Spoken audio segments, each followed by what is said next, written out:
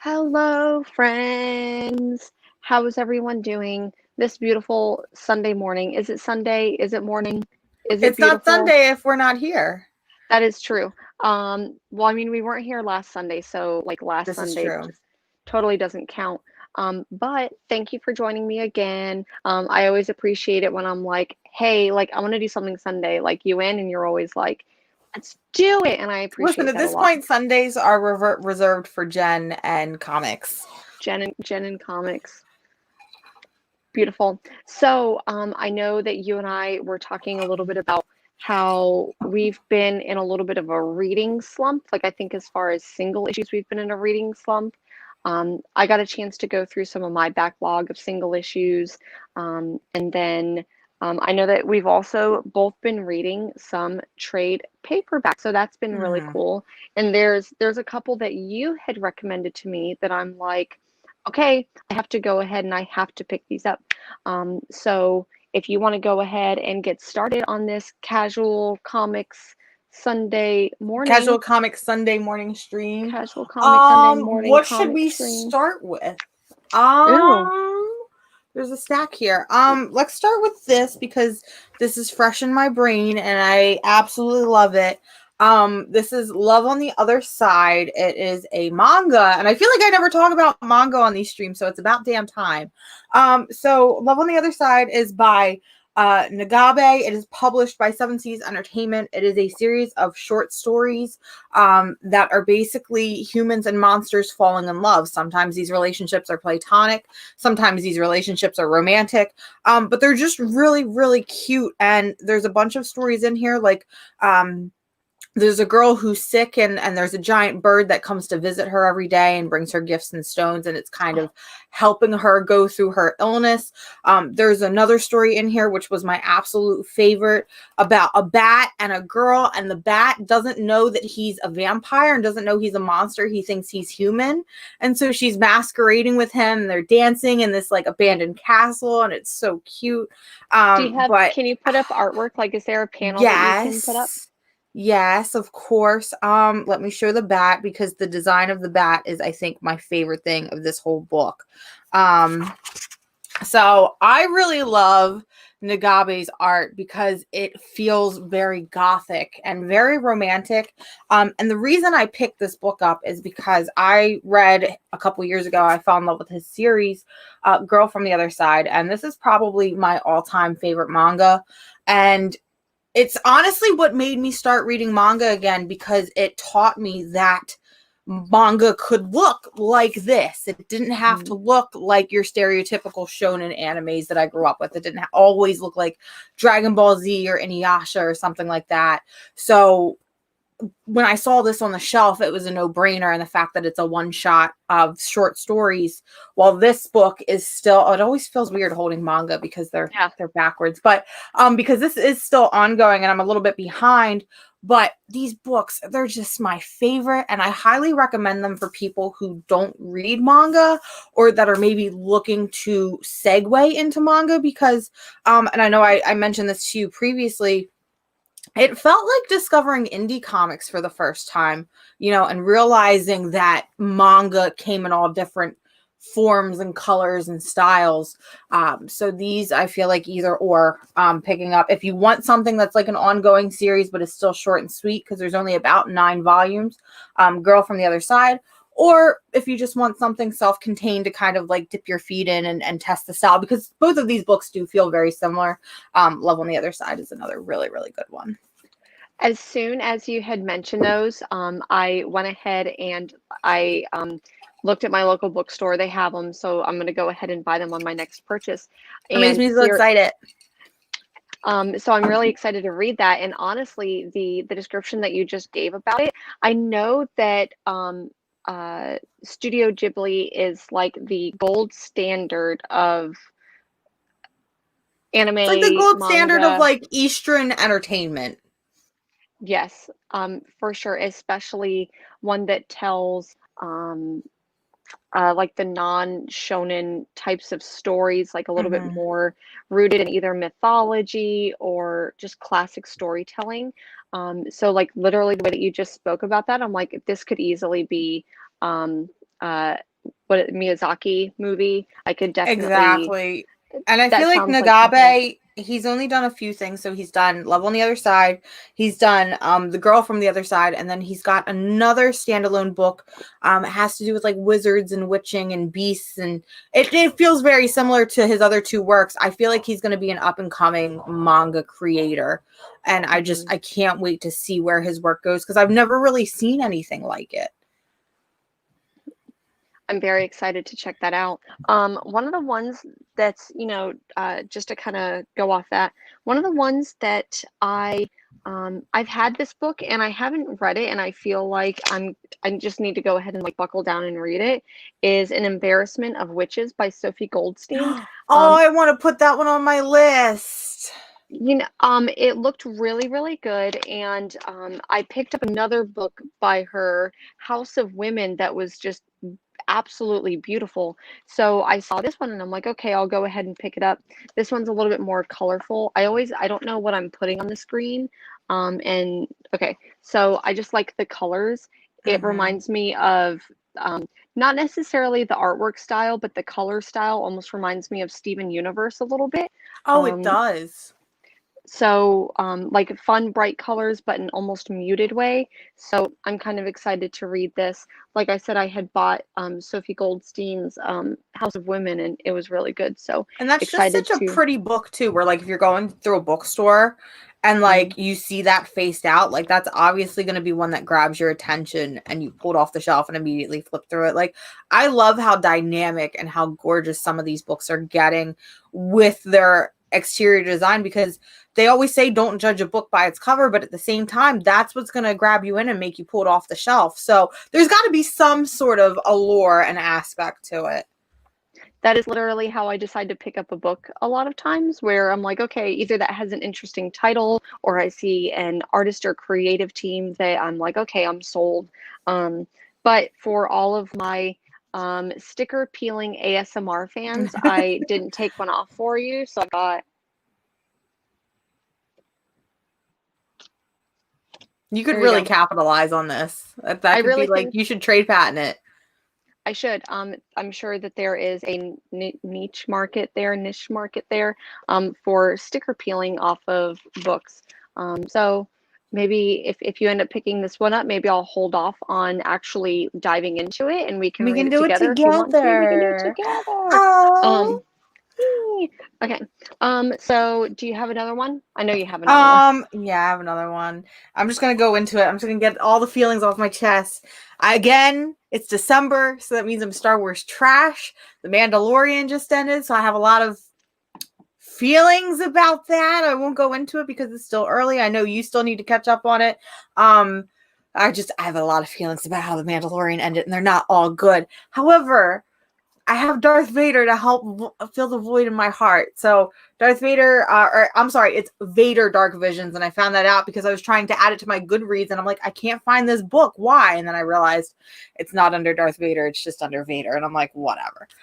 So this book, I read this book when it came out, but reading it in trade over again, it is honestly one of the best Star Wars books I've ever read, Darth Vader or otherwise. And so for those of you that don't know, I know I kind of rambled about it in our last Casually Comics, but it's a 5-issue miniseries that are Star Wars stories from different perspectives involving Darth Vader. So you have one about a guy, he's an imperial officer who does not want to fail Darth Vader, so he literally leads his team into like a suicide mission and basically gets everybody killed because he does not want to disappoint Darth Vader, because he knows that people who disappoint Darth Vader end up dying themselves. So that one was really interesting. There's another one where Darth Vader's on this planet and he's trying to retrieve something, and this guy has it but doesn't realize what it is. He just is trying to run away from the man with the big lightsaber, and he ends up getting into contact with like hallucinogenic drugs. And so you see Darth Vader being depicted as like, let me see, I have pictures here of it. You see Darth Vader being depicted as like this crazy, creepy predator-esque monster because that's what hallucinogenic drugs will do for you. But I think my favorite story, I mean, I know I love the one about the girl who falls in love with Darth Vader and is obsessed with him because, okay, relatable, I get that. But the very first story is about just a planet of people that are under distress, and Darth Vader just happens to crash down on their planet, and there's this big, like, alien worm creature type thing.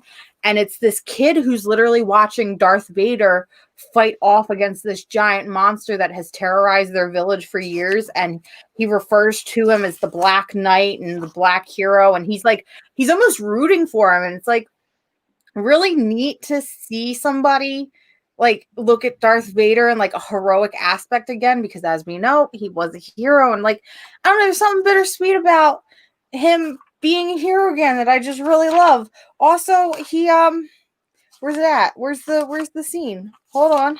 He comes riding in on a fucking horse. That's just the coolest shit I've ever seen in my life. Like, and this book makes me sad because there was a lot of controversy with this book when it came out because Chuck Wesdig, I don't remember his name, but he was originally supposed to write the series, and then he got kicked off the series because of all the bullshit he was pulling on Twitter and like basically saying he was going to kill fans and kick fans' ass. And I'm like, you can be like a defender of your stuff and a defender of your beliefs, but you also got to understand you're representing a company. So what really made me sad is when they kicked him off the book and they gave it to, I believe it's Greg Hopeless. Oh, no, it's Hopeless. He did, I know he did this, Dennis Hopeless. He did the Spider-Woman series for a little while. Chuck Wendig did everything he could to kind of blast this series, and he had a cult fan of following kind of trying to like bash this series and, oh, this wasn't the exact vision of what Darth Vader Dark Visions was supposed to be. But like I said, this feels like a perfect book, and I feel like a lot of people don't pick it up and don't give it a chance. So if you love Star Wars, this is a obvious pickup because you will probably like freak out the way that I did. But even if you don't really dabble in Star Wars, I feel like everybody knows who Darth Vader is. I feel like if you don't know who Darth Vader is, you're living under a rock.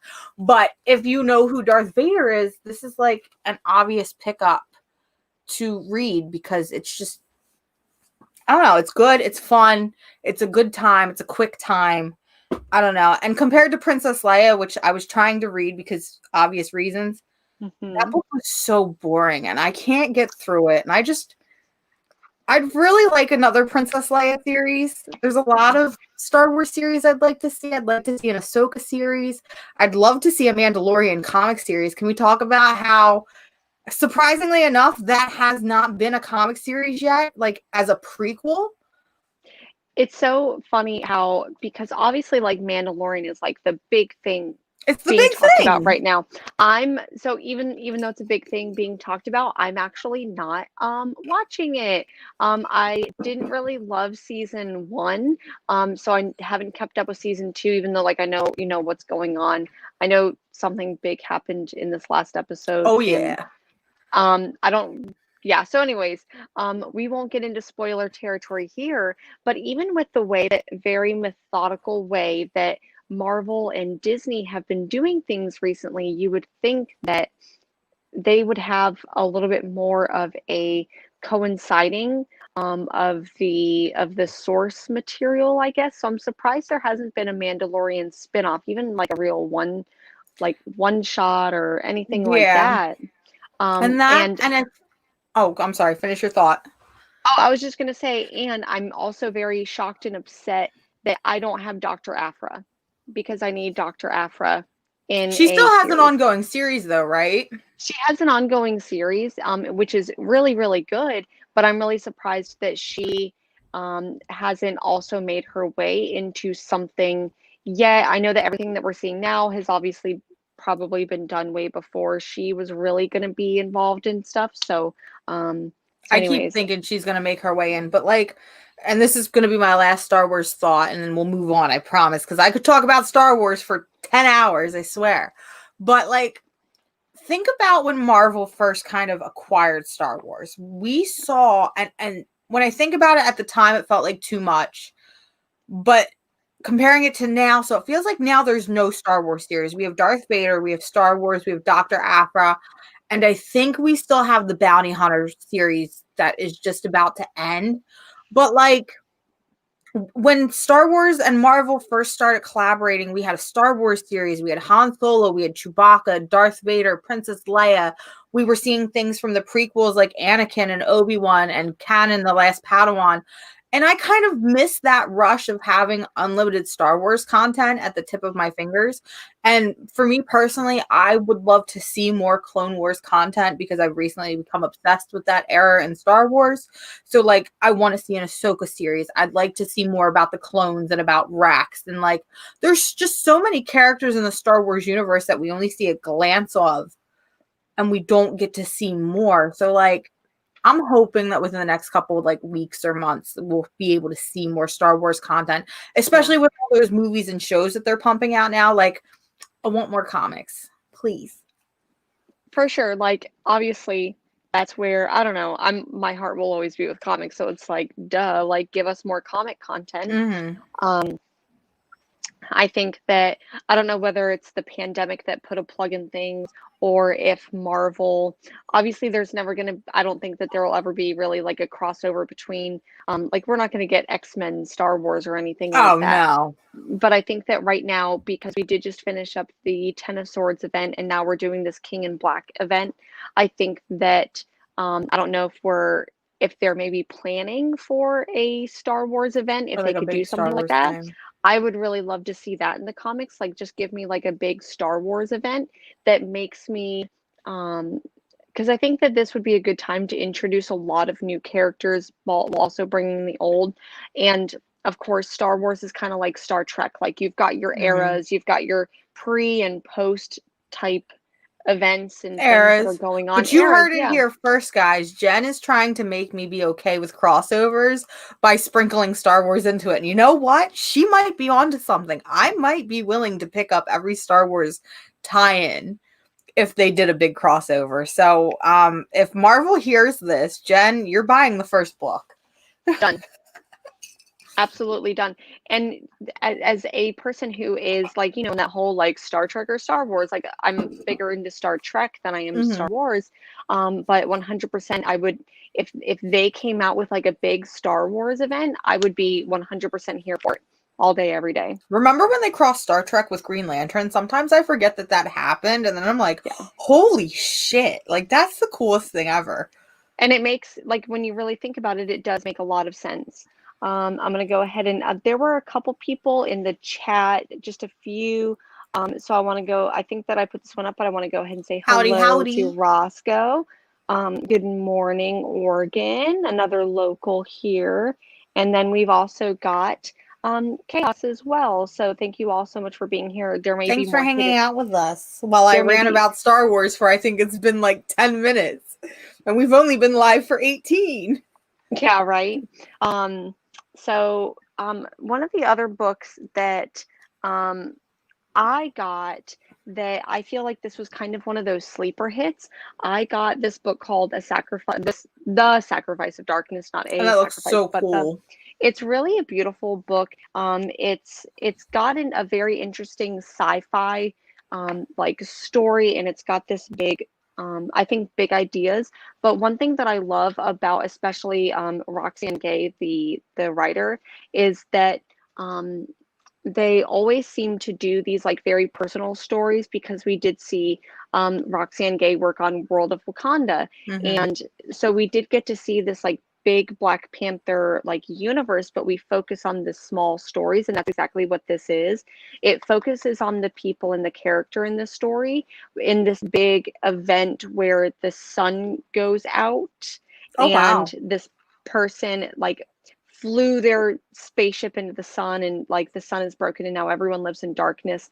So it's really interesting. It's a very like high sci-fi concept, but you don't get much of that. You get the personal story, and that's what I really love about this. I really wish more people were reading this because it was so good. Archaea. Okay, so they did, which is boom. They did Persephone, they did A Long Walk to Valhalla, and they did The Man Who Came Down from the Attic or something like that. I've read a couple of those, books. They tend to be really nice hardcover books and really nice collections. So I'm gonna have to definitely check that one out. 100%, like, please do. And it's a quick and easy read, I feel like. Like, it looks like a thick book, but it's pretty easy to read. Chaos, I really need to know your thoughts on Blue and Green, because it was, when I think about, one, a sleeper hit for 2020, two, one that some people are not talking about, and three, one of the most beautiful books that I read all year long was Blue and Green, and I need more people to read it. So I need to get I'm gonna have to push that to the top of my list. It was really, really good. It just, if you like Philadelphia, if you like, I don't necessarily want to say Bitterroot, because I feel like I feel more Philadelphia vibes in it. But without the vampires and stuff like that. It was really, really good. So I highly, So it would be highly, more of like an emotional horror type book, you would say? Emotional horror, and it's done by Ram V. Oh my God, he's honestly like the creator of, I feel like, 2020, and the creator of like who we need to look out for, because between these Savage Shores, he's been killing it on Justice League Dark. And you're Swamp excited Thing. because he's coming to Swamp Thing. I am so excited for he Swamp just Thing. came back, or he just got announced to do, so Volt Comics went and did some like fun things where they were teasing creator works that were coming with the creative teams. They weren't telling us what they were, but Ram V is going to be doing another book with a Volt. So I'm really freaking excited for that, because while I do love him on the superhero books, because he's been killing it on Catwoman too, I think his creator-owned series is where he really thrives.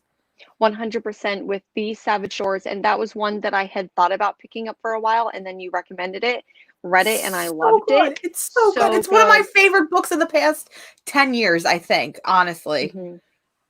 Yeah. So yes, Blue and Green, it's kind of based on Miles Davis. It's got a lot of musical influence in it, and it is a trip and a half. Yes, Blue and Green, it's not based on Miles Davis, but it's like with very Miles inspired. Davis in mind. Does Blue and Green, because I feel like this would be the perfect book to do it. You know how we love talking about like the extras that people tend to put in the back of their books or in the back of OGNs. Is there any sort of like playlists or like recommended music that they recommend in Blue and Green? Did you notice any of that? I didn't. Maybe that was something that I missed, but I didn't. This wasn't a book that came out in single issues. It pretty much just came out as a trade, and I think that maybe the pandemic had something to do with that. Okay. But I could definitely see a playlist being put together. I wouldn't be surprised if there was one. Yeah. That's awesome. Do you have any other books that you're currently reading? So you're gonna be very happy about this one. I finally read the first volume of Astonishing X-Men, and I loved it. I absolutely loved it. So I'm turning into an X-Men hoe. I've been reading a lot of X-Men. I've been watching a lot of X-Men. So the X-Men anime from 2011 that kind of slid under the radar is now live on Netflix. Yes, this is me plugging for you to watch the anime, or the X-Men anime, because it's kind of killer. And X-Men and anime just kind of feel like a perfect blend, and I don't understand how it slid under the radar as hard as it did. So please watch that. I'm also planning on doing a full rewatch of Wolverine and the X-Men. Now that I read comics and I know X-Men, I don't have to ask my brother every 5 seconds, well, who is that? Well, how does this relate to that? I'm now the comic nerd, so I'm really excited to do that. But I read Astonishing X-Men, so we talked about it before, where I picked up Astonishing X-Men and I picked up All New X-Men.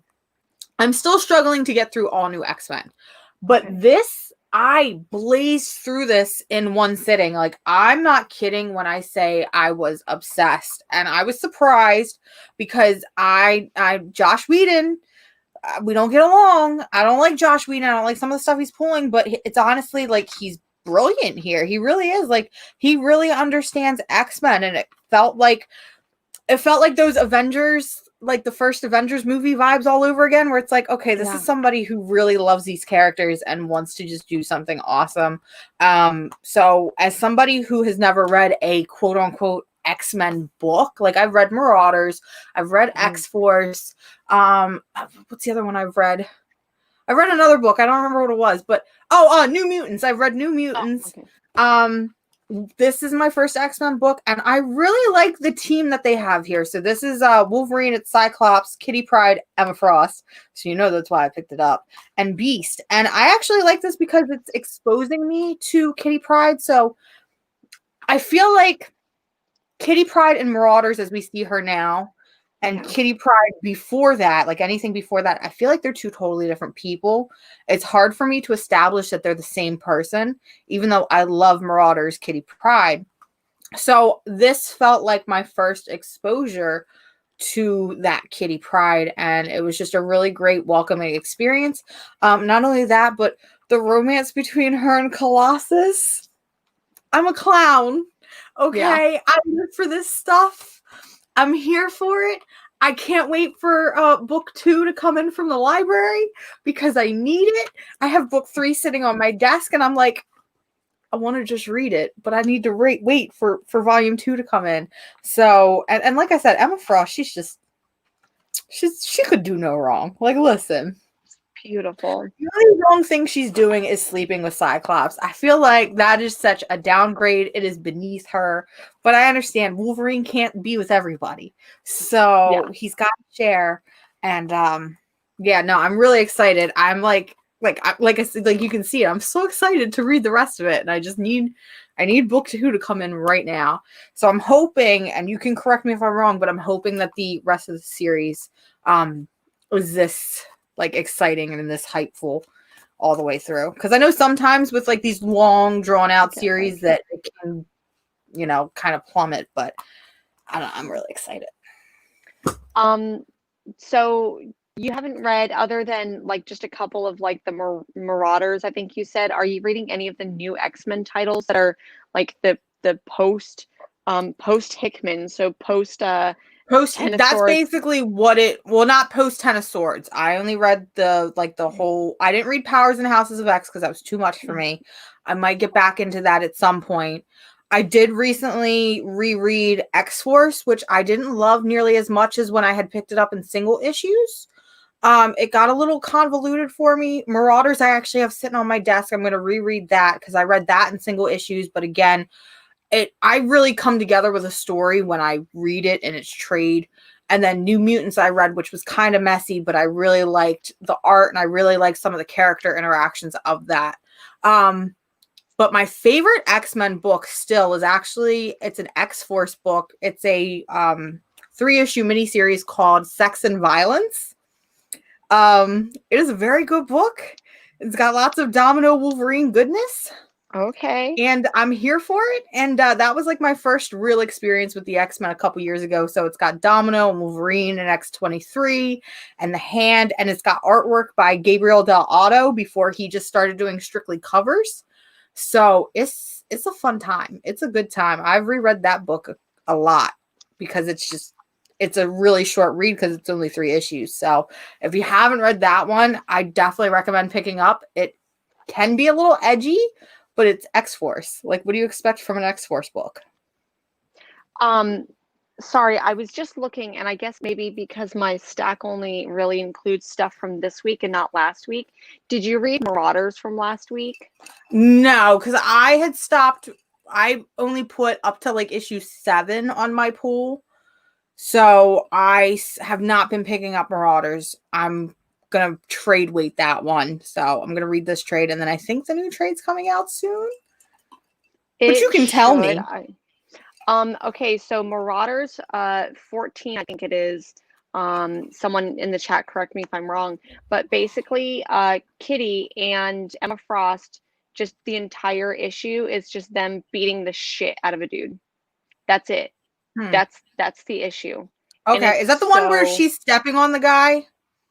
Yeah. Okay, so I almost picked that up just for the cover. I might have to go back and pick it up for scientific research purposes. It's for science. For science. Science. 100%. I have, let me think. I've got a couple other things. I know that you said that you were about halfway through this. I am not. I'm only like a couple pages in. Once again, pick this up because you recommended it, and I'm so sad that I wasn't picking this up in single issues because it's too damn good. Well, that and the covers are so cute. Like you look at the covers, the who did Ben Oliver? These are just a good time. So like, let me. Yeah, these covers are just great. But this is definitely a big boy. It is. It's thick. This was $30, but totally worth it, especially because it has what, 12 issues, 16 issues, something like 12 issues. It's the whole series. I'm not a big like Superman in the comics fan. And then Jimmy Olsen, like not a big Jimmy Olsen fan either. A little bit, do I want to say obscure? But man, Matt Fraction just makes me love these characters, and it's so weird and it's so zany and wholesome, but like a little bit adult. This was really good. It's like reading Hawkeye. Like it's the DC equivalent, I feel like, of Hawkeye, where he takes somebody that's either underrepresented or misrepresented and just brings back their truth. And so seeing a Superman's pal Jimmy Olsen kind of makes me want to see Superman's girlfriend Lois Lane. Or they could change it and make it Superman's wife Lois Lane and make it kind of like quirky and zany and like not as serious, because like they did the Lois Lane series with Greg Rucka, but I feel like that was hyper serious, hyper not gritty, but just very it was very serious. It was a detective book. And I want something fun like this, because when you look at Superman's girlfriend Lois Lane and those covers and how just insane it was even for the time, like I want more of just that. I want more lighthearted craziness from DC. I'm tired of the over serious stories. I'm tired of everything looking the same. So more fun stuff like this, please. And so I am obviously a big fan of cats. And I love this cat just puking. That's pretty much like as far as I am right now, but I just love this cat just puking. So you don't even know who that is? Everything. No, I don't even like. So I'm assuming they haven't said who it is, but I am 100% sure that it is Dexstar. So Dexstar is so you know how like they have the different colors of lanterns. They have the green lanterns, the violet lanterns. So the red lanterns have a cat lantern named Dexstar, and he is other than being a red lantern, but he is known for vomiting acidic blood. So when he did that, I was like, oh, the little baby's back. I love Dexstar. He carries a little red lantern ring on his tail. He's the cutest. He's the best. He's the best lantern, period. Y'all can fight me. Yeah. I can't wait to finish reading this, and I feel like it was super easy. I've been just trying to read it like either on my lunch break or like on a like quick break. And it's just been really, really good. So I'm excited. It's a good time. It very much is. What else you got? Can we talk about We Live? Because We Live number 3, I finally read it this morning, and so I hated it at first, and I was like, all right, I'm kind of regretting adding this to my pool because now it's starting to get a little weird and a little out there, and I feel like we did a time skip, or not time skip, but we did a jump where it's like, okay, it ended here, but now we're here. Where's the gap fill in? And it felt like it was going too quick. But then when you get to those last couple pages with the kids and the colt, first of all, I love colts and they terrify me. So if you bring in colts, I'm immediately hooked. But like those last pages alone, I'm like, all right, you dragged me right back in. And I feel like that's what happened a little bit with issue 2. Issue 1, I was there 100% of the way. And then issue 2, I felt like I was falling off the bandwagon. And then those last couple pages dragged me back in. And it's the same exact thing with issue 3. This series is just, I don't know what's going on with it. Do we know if it's a mini series? Do we know if it's an extended series? Is it an ongoing? We're just kind of lost. I am kind of lost. Normally, whenever it is like a limited series, it'll say three of something and it just says number Yeah. three. I thought that it was, but we don't know that just yet. Um, I love the multimedia-ness of this, and what I mean by that is like I know a lot of people don't like it, but I love the little QR codes that can bring you into YouTube. You can listen to either, I think in the first one it was a music soundtrack. Um, I think but every single issue they've orchestrated some type of music track that goes on with that particular issue. The only mhm. problem I have with those, and it's more so for this particular issue. Oh, I guess it is in the very beginning. Never mind. I was going to say, because they bring it in about halfway through where Yeah, you this listen and one, it's like, right on the first page, it looks like. okay, I didn't notice that. I just noticed it on the big 2-page spread, which was gorgeous, by the way. I love that page with all of their silhouettes. And I love Alice, and she's so precious. But, like, I don't know, man. Every time I'm out, this book seems to just drag me right back in. So I guess I'm stuck in it for the long haul. Yeah, I think that there are going to be a lot of people who end up reading this in trade, and I Mhm. think it'll still be a great trade read. But I'm just excited to be reading it like issue by issue. Oh, So 100%. yeah. Um, the one thing that I do enjoy about it too is that the book that I thought it was going to be in issue one is like completely different than where I am at the end of issue three, which I think is really Hmm. fun, and not in a way where I'm like, okay, you baited me. Like I thought I was going to get one thing and I'm getting something completely different. Like this has just been a darkly fun book, right? Yeah, it is. It's like we were saying when we were first talking about this series, was that it's this really dark series, but it's disguised with this very colorful, cartoony, illustrated style. And I kind of love that because I like these stories that kind of subvert your expectations. Where if you were to just pick this one off the shelf and flip through it, you'd be like, oh, it's a cute little adventure story. But it's like, no, we're out here killing children and children are being infected and dying. And it's like, holy crap. Yeah. Chaos says, Boom, Aftershock tend to give something six issues, and if people like it, they go, no, it's actually ongoing. They did that with Once and Future. Oh, really? Um, I didn't know that that was supposed to be a limited series because honestly, that's been I think one of the big hits of the last couple years, Once and Future. So very cool on that. What was one of the other things that came out this week? If you You haven't, wanted to talk about Barbalian. I did want to talk about Barbalian, and I have it right here. Okay, so I wish I this had one, gotten that cover. My shop didn't get that cover, and I'm like, I'm your resident queer comic aunt, and you didn't get me the one with the gay flag on the cover. Like, who does the ordering here? Come on, man. mhm. This was so weird to not weird to read this because it did not feel like a Black Hammer universe book. It just felt like I Mm-mm. was reading a biopic of someone in the 80s, like during the AIDS crisis. And I thought that was really, really interesting, where it was less focused on Barbie, but I this like that was he's being called Luke Skywalker like that. I was like, especially because Luke should have been gay. You heard it here first. Sorry, mhm, y'all. I'm fine with that till the end of time. But like, mhm, this book honestly just makes me feel things because it takes me back to like when I first came out, when I was sort of struggling with my sexuality and deciding when like me coming with the fact that, oh my god, I do like boys, but I think I also like girls, and holy crap, how do I tell my friends and family? How do I tell myself that? And like, I read this book this morning, and this book hit me hard because I literally came right off of reading and finishing Kiss number 8 from First Second Comics, which was phenomenal and is another one of those books where it's about coming out and discovering your sexuality and accepting that you're that.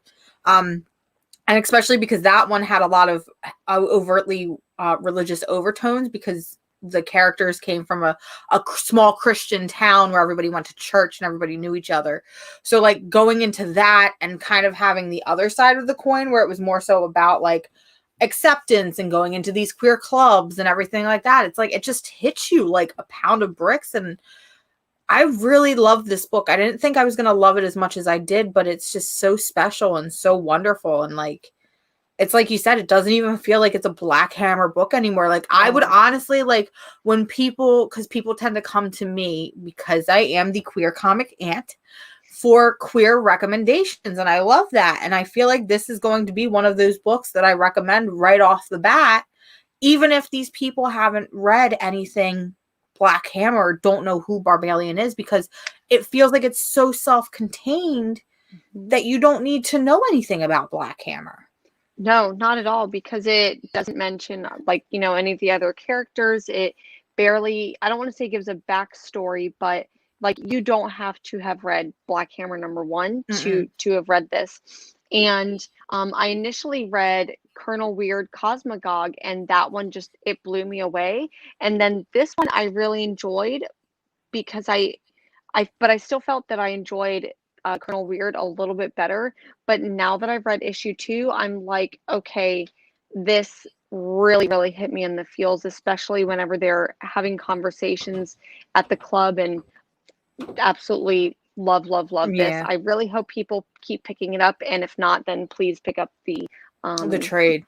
The trade. Even if you don't know what Black Hammer is, even if you have never read the Black Hammer volumes, just go ahead and read it. And that was going to be my question for you too, because I know that you're reading Colonel Weird and you're reading Barbalian. So you say that Barbalian doesn't feel like the Black Hammer universe at all. Is Colonel Weird the same way, or is there a lot of like connecting points to the Black Hammer universe in that one compared to, say, Barbalian? I would say not necessarily if you have to read Black Hammer, at least volume 1 to get into Colonel Weird, but I feel like it makes more sense because in that you're just thrown into him in this like time fuck up that he's going through.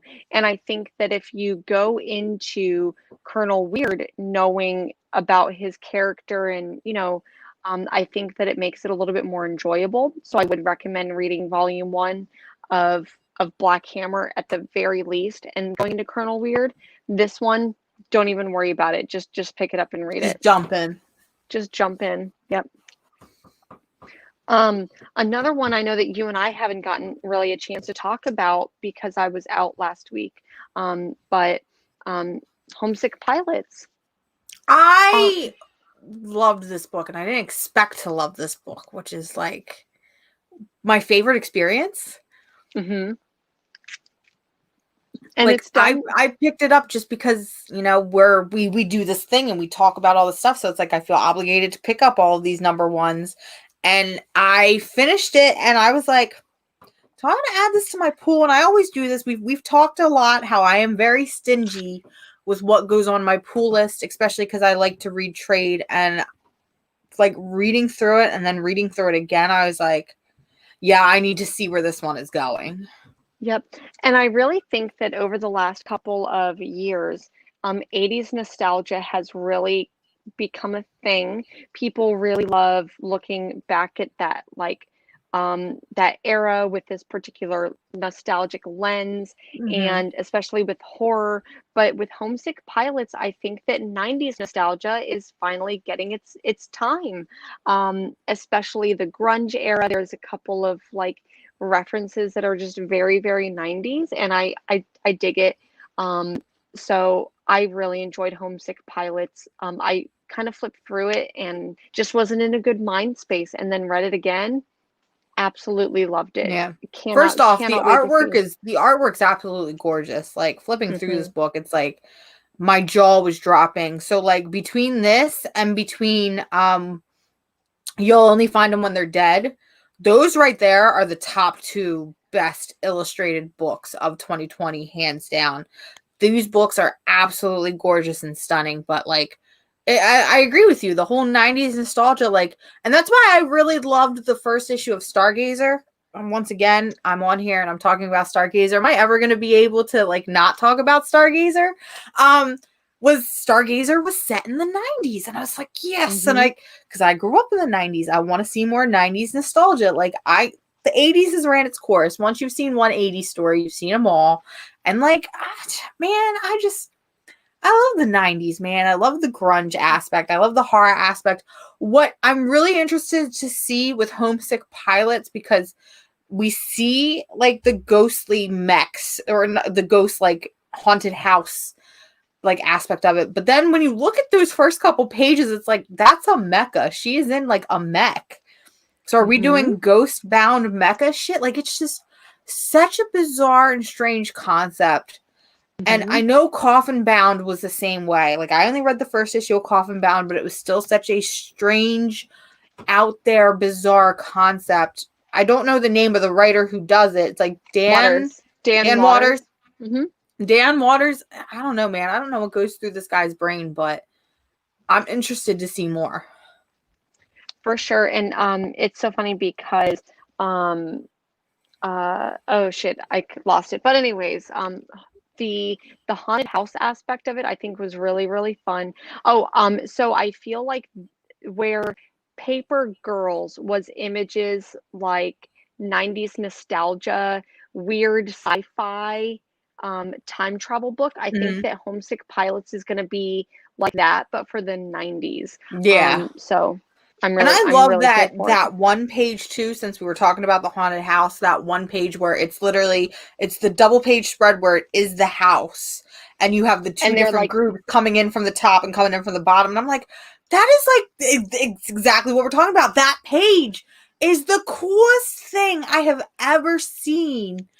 And this is why I fucking love comics, because you can do weird shit like this. It's like, and it pays off when you break the boundaries and you break the box. And like, I don't know the artist's name off the top of my head, but I commend him so much for pulling that off, because you know that they had that discussion, and I don't know if it was Dan Waters who did it or if the artist that was like, look, we're going to try to do this. And for them to actually accomplish it and to pull off such an astounding feat, it's phenomenal. Yeah, this page is insane. Spread page, whatever we want to call it. It's nuts. Yeah. And I think that books like this are, I don't necessarily want to say easily translatable to that they're easily translatable to a movie or a show, because that would be really hard to pull off in a show, where someone who has read this could be like, oh, I remember that particular scene from the comic. But I think it could be done. I feel like right now in my brain, if there's something that's like, if I read something and I'm like, okay, that is easily what can be translatable to a movie or a show, then it's good. I want to see it. Yeah. So. Okay. And punk horror, man. Punk horror is just great. Like, more, please. Yes. Thank you. Please and thank you. Anything else that you were reading this week, or I don't have anything that I'm enjoying, not enjoying. I'm trying to look at my stack over there. I've kind of touched everything, because like we were talking about, I was like in this slump where I didn't read anything for like 4 days. And then this morning I read through a 300-page book and then read through like 4 single issues. And I'm like, okay, I guess we're back at it. I don't know. Like, comics are weird. Comics, like, and especially with what we do as content creators, I feel like we have we feel like we have this obligation to read as much as we can, so that way we can inform other people and we can be like these hype men and like hype these books up that we love. And then I don't know about you, but I feel really bummed when like I have nothing to talk about, or like I've just been so bummed or so tired or depressed because I haven't read anything. And it's like, we're in a pandemic. It's also Christmas and seasonal depression and regular stress. And like, so this is just a reminder, I guess, to everybody, is like, hey, just give yourself a break. Know that it's okay. Remember that we read comics for fun. Like, we read them to escape and to like enjoy. Don't stress yourself out. And this is me telling me this so that way I can come back later and watch this and be like, hey, listen here, you dumb bitch. You said it. Follow your own advice. I think that I'm definitely guilty of that, and I think that I have that fear of missing out, that FOMO, where I'm like, okay, if I don't pick up this book that everybody's talking about, like, am I a real comic book fan if I'm not reading this, or if I don't pick this up? And then a lot of times I read something that I don't like, and I'm like, okay, I've still got to read it and I've still got to talk about it because other people are talking about it and I have to know what's going on, but I hate it so much. So I think that one of the things that I tried to promise myself is that I'm not going to read things that I don't love. Like, for instance, I'm not a big fan of Scumbag, and I know a lot of people like it, and I'm not going to read it. American Vampire 1976, a lot of people like it. I'm not going to read it. And that's your right. Exactly. So there's going to be things that I don't like, and last week I went through that because family stuff. So I went through this like period where I wasn't really reading, but then this Thursday, kind of like you, I feel like I just like smashed through a whole bunch of books. Like I literally sat down, gave myself like 2 hours before work, and just read a whole stack of books, and it was nice that I could do that. I know not everyone can, and mental health should be a priority. But it was good to be able to just like But relax and it was actually. relaxing for you. It wasn't like an obligation. It was you were sitting down and you were having a good time. And that's what's important, Exactly. Read what you love what you read. That's perfect. Thank you for that, Oregon. Thank you. Because comics, it's weird. We're in a weird time, and it's just, I don't know. It's so weird. It is. Let me think. I'm not sure what else that you have read. I've got like this whole other stack of things that I read and Oh my enjoyed and picked God. up. Yeah. You know me. Well, So I'm just here anyways, for a good time and for chatty comments. so just I'll go ahead and kind of blow through a couple of the things that I'm gonna try to read soon. So I picked up Odessa.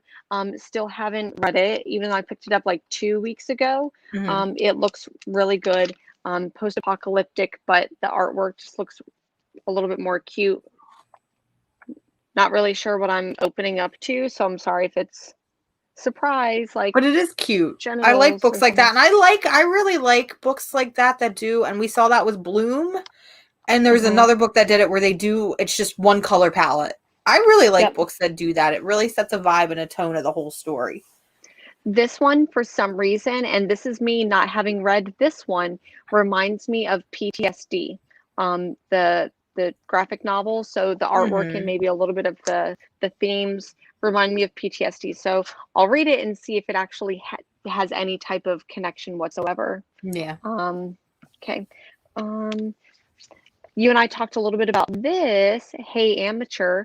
It is I think it was like 50 something stories, but it's basically all of these like one shots. It's 9 panels, so that classic 9 panel grid, and everything from how to daydream. And then there would be one, how to do an ollie, which was kind of cute. And then this one that I really enjoyed, how to use and ask for pronouns. That's exciting. Who published really this cute. one? This one was published by Black Crown, but it was actually a Kickstarter put together by, I believe, Shelley Bond. So Shelley Bond has done one other Kickstarter that I remember, and it's about like artists and what they're doing in the pandemic. So I backed that Kickstarter. I didn't back this one, but ended up buying the book. So I'm excited to see the other one, what that looks like when that comes in. Yeah, this book, I definitely want to put this on my list because it just seems like a lot of fun. And then that Gail Simone story you told me about, like that, I feel like alone is reason to read the book. Yep. And seriously, it's everything how to survive a bear attack, probably, how to create a perfect playlist, how to make a cup of tea. There's even one, how to make a burrito. So there's just all of these really cute stories in here, how to letter a comic, how to make great curry, how to talk to a celebrity. So just lots of really fun stuff. I did not think that I needed this book, but it was fantastic and I really enjoyed it. That's exciting. Another one that I picked up, House of Penance by Peter Tomasi and Ian I have Bartram. feelings on that book. Good I tried. Or bad? I was really excited about this book. It was highly recommended from a friend of mine who loves horror books and loves horror comics. And it's about Winchester, Lady Winchester, right? That's the one I about, haven't read it yet. yeah, that's the one about, it's about the Winchester house, basically. Okay. And I don't know if I just picked it up at a bad time, but I struggled to get through the first one or the first issue. It was just a very dense book for me. Like, I like the concept, and I think you'll really, really like it. But I don't know, man, it just didn't stick with me. This is true. Don't be the slowest member of the group. Yeah. And then, Hero, have you ever read Klaus? I haven't. Every single time I go to look at it, I think it's going to be a book about Santa Claus. And spoiler alert, I'm a Grinch and I am not a Christmas celebrator. I don't really do Christmas. So every time I pick it up, I'm like, do I want to pick it up? And I should, because I love Grant Morrison. So yeah, I was going to say that's shocking because I know that that's one of your favorite creators. I really appreciate Grant Morrison, but for all of you, for everyone who's only subscribes to my YouTube, because I do sticker peeling ASMR, I've got another one for you. Are these all from Powell's? Yeah. They need to sponsor you at this point. It's kind of sickening because I don't know how much money I've spent there. I have an idea of how much money I've spent there during the pandemic, but pretty much every time I go up, because I don't usually go in anymore, but because it's limited. But I do all of my online ordering and pick up to go, whatever. I know that there's a word for it, so whatever, just curbside pickup. Curbside pickup. Thank you so much. That should be part of our ingrained in our brains because of the quarantine. But yeah, they're curbside pickup service. So pretty much every time I go, they're like, okay, we know, because they see me so often. But yeah, all of these are from Powell's. I pretty much only buy my books used from there, just because it's cheaper. They usually have really good deals. So Lord Roscoe says, has anyone read Kill Lock? That one was highly, highly, highly recommended by D Comic Queen, Nat. And I read the first issue. I remember that one. That was one that I wanted to read, and now thank you for reminding me. Yeah, I read the first issue, and I don't know if I had just come off of reading something else, or it was, I think that Nat had compared it to maybe Descender, and I didn't get Descender vibes. I did, but I didn't. So I know that the trade just came out. It was a limited series, so did it? So I think that the trade, I may go ahead and buy the trade eventually if I can get it used. But it's something that I want to read the full thing of, since I had only read the first issue.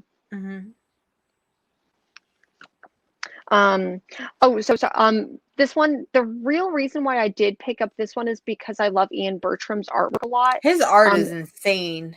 They did Little Bird, which was one of my favorite stories of 2019. And it won an Eisner Award. I'm pretty sure it won an Eisner Award. See, I'm still bitter about Little Bird. That's just me. Why? Because in the back of the first book, listen, I'm stingy with putting stuff on my pull list. I read that first issue and I was like, I like this. I like it a lot. But I think I want to trade read it. And then you read in the back of the book, the little author notes and shit. It says, pick this book up because it is not being compiled in trade. And I know Image Comics did a couple books like that. And I was like, well, shit, I do like it enough where I want to read it. So I put it on my pull list. And what do you know? Right after it finished, what's in solicitations? The trade for Little Bird. So, I still haven't even finished Little Bird, but I'm just bitter because you told me it was not going to be compiled in trade. So I bought your book because I didn't want to miss out on the book. And then you did it in trade anyway. And then you did it in paperback. And I'm like, yeah, I was going to say, is Word just not the thing anymore? They did the big hardcover, and that was a big boy. And then I'm like, okay, maybe they're only going to do the hardcover. And then I think a couple months ago they did come out with the smaller trade. So for me, Little Bird is just a personal vendetta that I'm bitter about. I'm sure it was a great series. I loved the first 3 issues, but after they did that, I was like, God damn it. You can't trust anybody anymore. You cannot. Another one that I picked up because, once again, used from Powell's for $6 was this MODOK. So I really want to read this. I've also got, like, you can see Angela on here. So that's an obvious reason to buy it. Like, of course, because I really love MODOK. So am So I I the think only person who's excited about his TV show? Like, I I'm watched the excited. trailer for it the other day, and I'm like, I hate MODOK. He's a stupid butt in a chair. But this is Yeah, going to be the funniest thing I've ever seen. 100%. And so Patton Oswalt is voicing MODOK, and I love Patton Oswalt. And Patton Oswalt is actually a huge comic book fan, like huge comic book nerd, and he's writing the new MODOK series. So I Which is really exciting. enjoyed it. He's also going to be writing the Black Hammer Golden Visions or whatever. It's their anthology series that's coming out. He's writing an issue in that. So I love his enthusiasm for comics. I love how he's always on Twitter talking about comics because I feel like we need more of that. And the one thing I really love about the MODOK series, I know it hasn't come out yet, and I feel like this is Patton Oswalt's doing, is that they are going to be advertising direct comics at the end of every episode, is what I saw. And I'm sorry, I feel like that should be a given. Like, That if you should go already into a be a movie thing. theater, like there's countries, I think it's over in Europe, that at all of their superhero movies, they give out free comics that relate to it. I'm like, why don't we do that here? Like, send kids home with comics after they read Avengers, because, and I'm sure you've experienced this working in a comic shop too, but like, whenever a movie came out, we always had people coming in looking for direct, either the source material or just books about those characters. And people wonder why. And I say comics are struggling, but when I say comics are struggling, I specifically mean superheroes and the big two and single issues. This is why, because you have free marketing right there and you're shooting yourself in the foot by making it inaccessible to new readers. I'm sorry, but the whole single issue concept is it's outdated at this point. It is. My heart goes to single issues, and especially because of comic book stores. But could you imagine if a movie was released, say, Black Widow gets released, and the only way you can get a ticket is if it's in a comic book. Like, you go to the store and you get your comic book ticket. Oh, that would be dope. Like, I think, that would obviously require a lot of coordinating on the efforts of comic book stores. And could you imagine if Saga did that? Like, if we finally got some type of Saga movie or something, and it was like, okay, you can only get your ticket if you go to a comic book store. Like, speaking of Saga, have you seen that Twitter yet? It is my new favorite Twitter. It is called "Is Saga Back Yet?" And it tweets every single day, "No, Saga is not back yet." And I'm like, I just want it to come back. That, like, it feels like my dad went to go get a pack of cigarettes and never came back. was That's like, I'll how be right Saga back. feels. I'll be Because back they in. said they would be back in a year. Guess what? We're on year 3. Where the fuck is Saga? Don't pull a George R.R. Martin on me, okay? I don't want to talk about it. And then I see Brian K. Vaughan tweeting about him being in crossover, tweeting about why The Last Man getting a TV show, and I'm just sitting here like, okay, but where's Saga? What you doing, pal? I understand you're in a pandemic, you're stressed, you wanna take a break, but even if you weren't writing it, if you could just say, hey, we're working on it, it's gonna be coming out in the next whatever. Just give me a scrap so I know that it hasn't disappeared. Give me like a one. At least give me a one shot. At least give me like how we got Witch's Bad Egg. Something. But I need something. I can't do this. Like my heart's breaking. Comics are breaking our hearts. Not that it matters because all of my favorite characters are dead. So, like, what's the point? But, okay. That was my Saga rant. We're good now. So what else do you have? I just have like 2 more trades here. One is going to be her Infernal Descent. The only reason why I really picked this up, I mean, it's Aftershock, and Aftershock's been doing some interesting things. The artwork looks really cool, but it's Ooh. also done by, let me see if I can pull this up. It's done by Zach Thompson has his name on it. So I really enjoy Zach Thompson. If you're not reading Lonely Receiver is absolutely fantastic. I can't wait So for that to be compiled and trade, because I am now shooting myself in the foot for not putting that on my pool list. And at this point, we're already halfway there. So I'm like, I'm just going to get the trade. But I'm like, oh, I'm so, like, I'm mad at myself over that one. issue 4 It's was insane. a lot. It was a huge orgy fest, and it was beautiful. Okay, I did not expect that, but I am here for it. Yeah. It was a lot. Like, I'm not just it wasn't just like R-rated, it was like triple X-rated. Was it worse than the orgy scene in Saga? Oh, damn. That's when you know that it's a big one. If it's worse than the orgy scene in Saga, because that's one of my, I love that page. And I love how simple the page direction was for that, where Brian K. Vaughan was just like, it's an orgy, go crazy. Yeah. Like, that's literally what it was. Also, ASMR sticker peeling. I did pick... Oh, sorry. Go. I was gonna say, I did pick something up. I totally forgot I bought it, but it's sitting over there, so I'll just talk about it. Yeah, Heartthrob Volume 3 finally came out, and this is a book that is extremely personal to me because it deals a lot with mental illness. And there's just something really bizarre about that book that feels wholly personal. Not to mention the whole book is just one big love story to Fleetwood Mac. And I cracked my knuckles there. But Volume 3 finally came out because Volume 1 and Volume 2 came out in single issues. The sales were horrendous for those, which is understandable because it was an indie book from Oni Press, and it didn't really get a lot of publicity. And I feel like Christopher Sabella himself never even talked about the book. So they did Volume 3 as strictly trade, and it's the end of the series. And I read through the first couple pages, and it's one that I want to go in and immediately devour, but at the same time, I want to savor it. Like, have you ever had a book where it's like, you want to know what happens, but at the same time, it feels weird because I know that once this book is done, that's it. There's no more heartthrob. And like, there's something really bittersweet about it. So if y'all haven't read Heartthrob, it's basically a book about this couple, and it's a girl, and she has to have a heart transplant. So she gets a heart transplant from a guy, and then she starts of the guy.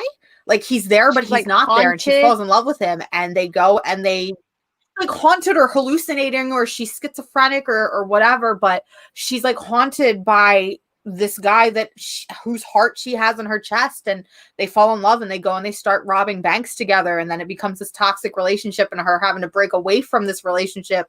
But it's like, how do you break away from a relationship when the relationship is in your mind?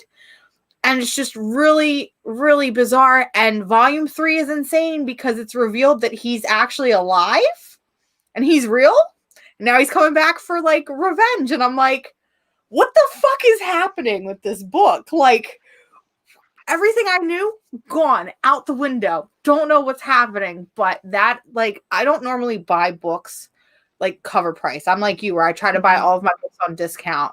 Or I use websites like instocktrades.com and stuff like that. But I had to pre-order this, not only because comic shops got this book 3 weeks early and I really wanted it, but it's like, I don't know, this is just one of those special books that I didn't want to have to wait for. The way that you just talked about that, because I read part of Volume 1. I haven't finished it yet, and I really enjoy Sabella's work. But it reminds me a little bit of Lonely Receiver. Where that's why it kind of like hit me, where I was like, oh wait, this is like the same book.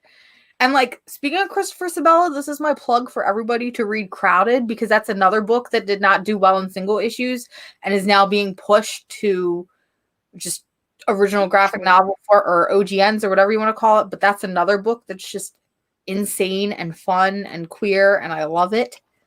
And there's a dog, so there it is. Come on, if that's not like Queer dot, like, just buy it. Just buy it. I just have 2 more books.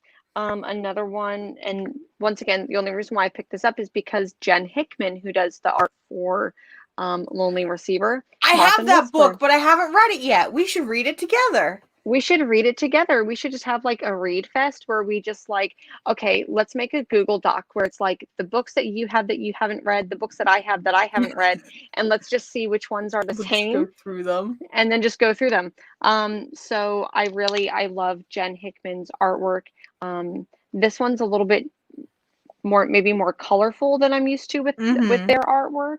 But I'm really, I want to read it. And I'm going to go ahead, peel this sticker I just think it's ironic that you have that book because I literally just bought that a couple months ago for like $4. And I picked it up because the concept seemed really cool. And I was flipping through it. And because I like Aftershock comics, and I was like, all right, I'll pick it up for $4. So that's exciting. Oh, listen to that pop. Oh. Last one, and this one, I already read all the single issues, but King of Nowhere was one of my other sleeper hits, probably on, like, when I'm thinking of like the top graphic novels for the year, King of Nowhere was definitely it. It's weird, it's bizarre, and it's beautiful. So that's my pitch for it. Really, really enjoyed it. And it's Maxwell Prince who did Ice Cream Man. So I wouldn't say if you like Ice Cream Man, read this, because this one's going to be completely different, but it was good. It was weird, and I really enjoyed it. Are you excited? Are you as excited for Haha as I am? I'm really excited about Haha. I'm not. Why? Are you afraid of clowns? Not that I'm I feel like it feels gimmicky, but then crossover felt gimmicky to me, and I'm like totally here for crossover. Speaking of which, anyone who doesn't believe that Solid I need Blood to get this book. Like, you guys keep talking about it, and I'm like, I need to call my shop because I feel like they had one, and I live in such a small town that nobody's gonna pick it up. Also, I think they're gonna like this. Can we talk about crossover? Because I've got some really fucking crazy theories about crossover, and I might be pushing it. But he keeps talking about how big issue 3 is gonna be. So it's got to be something fucking batshit crazy that's going to make it fly off the shelf and make it like $150 book. But I'm telling you, it's Solid Blood. But am I crazy to think that like Batman might show up? Like, am I reaching too far? Because if you look in the jail cell of crossover number 2, you can see him and you can see Wonder Woman in the book. And I'm like, would it be crazy? Like, I feel like, would Image, like, here's the thing. In a hypothetical world where Image finally crossovered with one of the big 2, would they be more inclined to cross over with DC, or would they be more inclined to cross over with Marvel? And part of me wants to say Marvel just because Donny Cates is exclusive with Marvel. But at the same time, then why wasn't Spider-Man in the jail cell? Why is it Batman and why is it Wonder Woman? Because they're very obvious silhouettes. I definitely think that it's going to be, I would say if it would be DC. Part of me wants to say Marvel because Donny Cates doing more Marvel stuff. But Donny Cates did say that there is going to be something big that happens in issue 3 that makes you want it.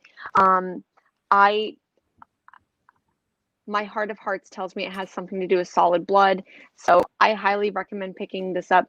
Do not read this as a standalone book. Do not believe that this was just found in a warehouse somewhere and they're sending it out. This was specifically made to be crossover with crossover, I assure you. Solid Blood, because like, so that's the story that they're claiming, is that it was found in a warehouse and they just kind of pushed it out to people. Yep. Who wrote it? What are the credits on the book? Are there any credits? Kirkman. Robert Kirkman and Ryan Otley. Because here's the thing, looking at it, it looks like a 90s book. It was like supposed to be. And it looks like a 90s book. Can you find the credits? Because if you look in the credits of a comic book, it should tell you the year. It should say copyright or whatever. It should give you a year. It says 2020, but here's the thing. In here, it has Donny Cates as Image's PR and marketing. We know it's Kat Salazar. It's not Donny Cates. So Donny Cates is listed as the PR and marketing here in Solid Blood. And it's 2020. It says 2020 down here. So this wasn't just found in a warehouse then. This is a lie. This is a lie, people. Oh, I'm going full conspiracy theory look at on us. you. We're And going like detective. We're gonna end up like Charlie Day with like our big fucking boards. Like, that is exactly how I feel talking about this book. And here's the thing is that, like, what is crossover about? It's about superheroes and like comic book universe that crossed over into our universe and basically like fucked up the timeline. Like everyone hates comic books because of this.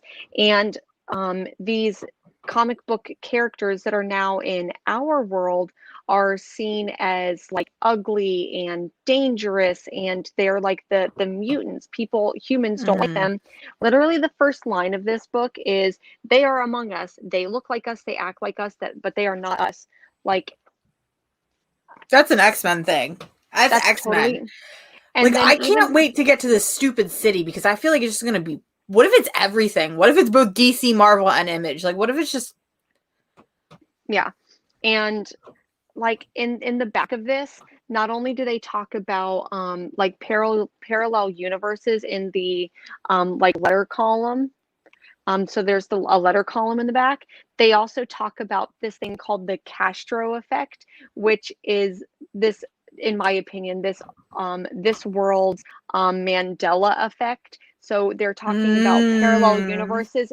I'm telling you, people, I'm going full conspiracy theory, but you heard it from me first. I don't know, but No, you it's were the possible. first one. Like, you were talking about it on your show with Dan, and then you were talking about it on the show with Will and the Kid, and now we're here again talking about Solid Blood. And I'm like, the more and more you talk about it, the more and more I'm like, did you crack the code? Is anybody else talking about this? Like, I haven't seen anything.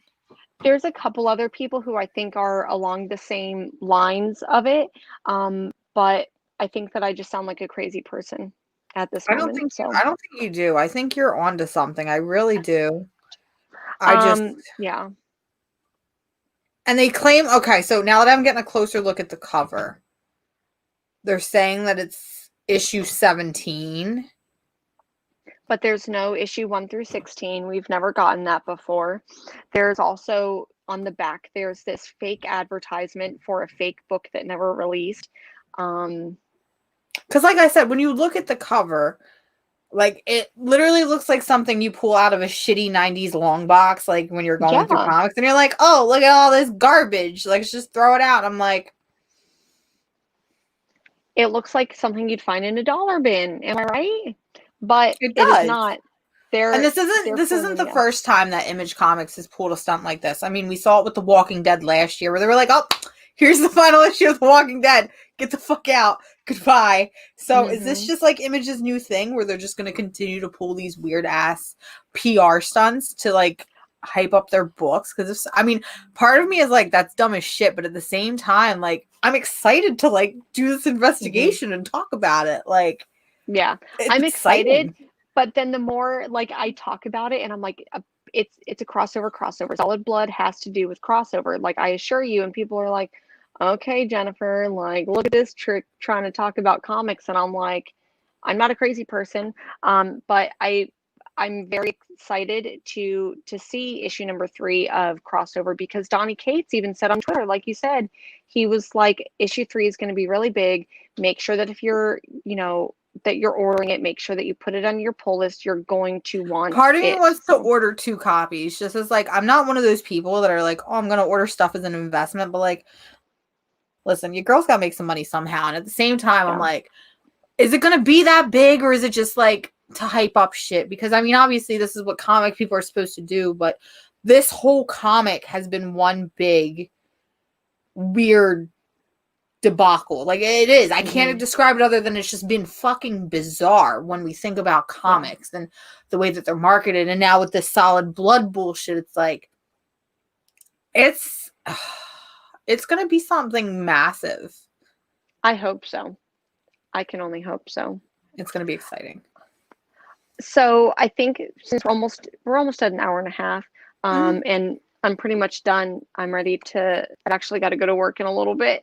So, is there anything that you want to talk about? Maybe about like anything that you have upcoming, anything you're reading? You have the floor. I've been lazy all month. I'm gonna be honest with y'all. I It's haven't okay. even worked on anything. Work has been insane. The holidays have been insane. So I'm hoping to, I know that you are gonna do the same, and maybe we should just sit down and have a fun brainstorming sesh. But I kind of want to go into 2021 with a total new perspective on content creating. Because at the end of the day, when we do this, it's about you guys. It's about connecting with you guys and getting you guys excited for comics. And I don't know about you, but it felt like I was just trying to pump out stuff for the sake of pumping out stuff. And I don't want to do that. I want to kind of reconnect with what I love about comics, why I started doing this. And again, making it about all of us. So 2021, I definitely want to have some big things planned. But every time I've said I want to do big things planned, something happens and it just kind of explodes. So we'll see.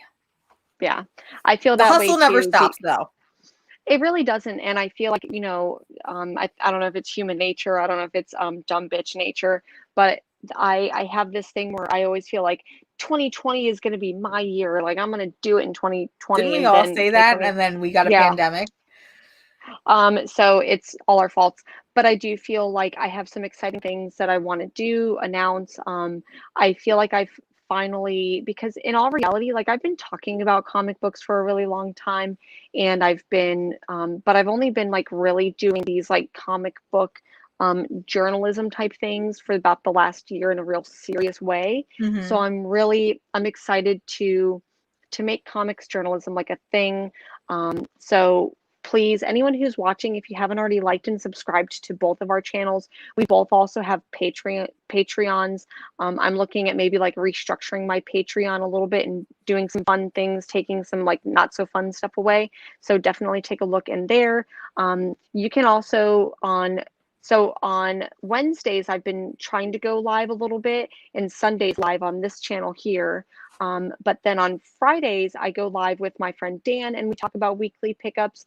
And then I go live with the like comic book review crew with Will and the Kid. Sometimes Fire Guy Ryan is there.